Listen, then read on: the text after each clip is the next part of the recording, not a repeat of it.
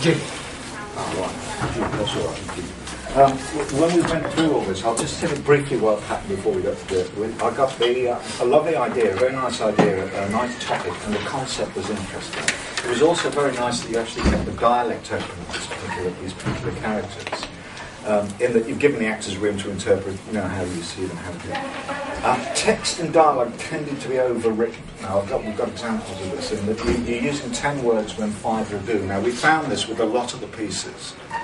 You can be a little more economical, we found, with the dialogue. You haven't got to lay everything on the line for the audience. Audiences are intelligent, you're intelligent people. We can pick things up, It all tidies up a little cleanly, we found, didn't it, at the end. Don't be afraid to let stuff hang a little bit at times. I've got here, possibly make the dad. Is that Malik? Is that his name, the dad? He's never known. Just dad. The accepting of the situation regarding Mary's job, so to speak, a little more uncertain, because all of a sudden he goes, you're a prostitute.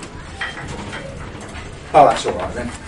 After spending half the play going, it's terrible. So did show his fear for her as well, perhaps? I think the one thing that we felt that hadn't been dealt with from the woman's point of view, I thought this is written by a bloke, is the darker side of her profession as well.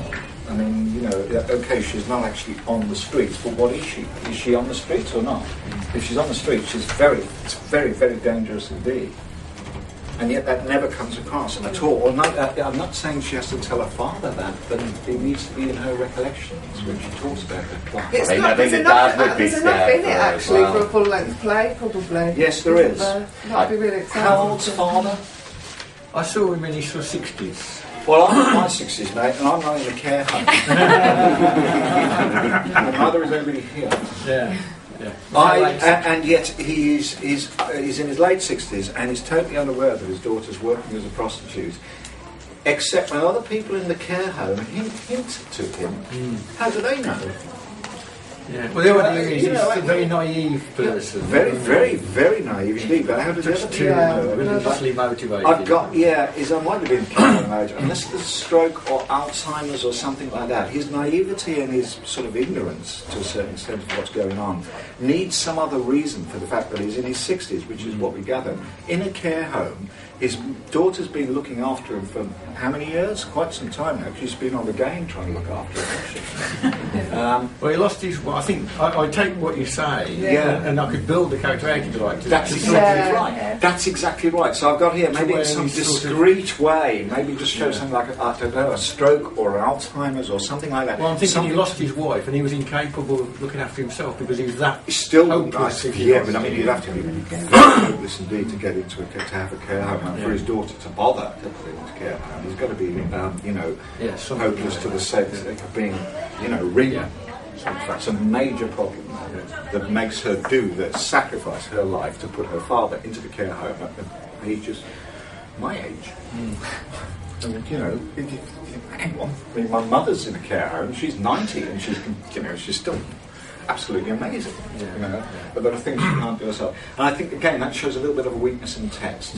It's background, which we pick up when we work on it, and the actors would pick up on that if we were working on it. As we will find out in a second, an actor would say, "Well, why is he here? He seems perfectly all right to me. Why is he being looked after?" Interesting. You could look at. Have you read Ghosts?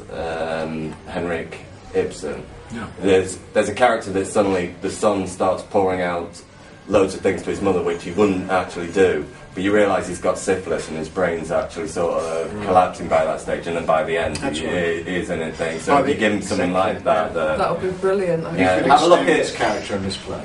If you look at Ibsen, he does a lot of things with similar sort of material as this. Because you've written a straight piece here. It's not a comedy piece or anything like that. So you can work in depth with it. Right, okay, Dad late 60s, it says early 70s as well, speaks with a regional dialect. Why? Just to give it some sort of character, some sort of edge, really. Mary, about 40, speaks better than Dad. Well, in that case, she's had a regional education. I don't see her as a girl on the street, but I see her as an escort or something. Yes, like that. Yes, that's what I saw as well. Just as dangerous as a mate of mine, she was an escort for years. Very dangerous business. Yeah. In the room of an old people's home, bed in one corner, small window with dressing table, etc., etc., etc. Early evening, time the present.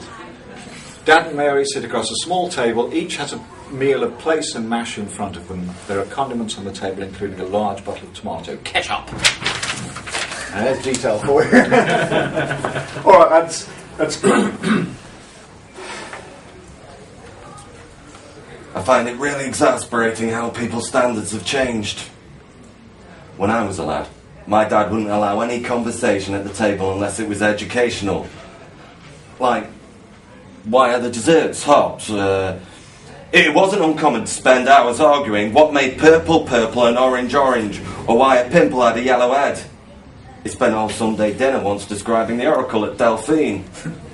Don't you mean Delphi? Well, it was a long time ago.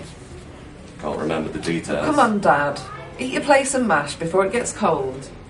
You know plaice is your favourite? Is it? Yeah, there you go, you see. Is it? I'm trying to show a touch of senility, you see. Yeah, exactly. So we've got that touch there coming in when he says, is it?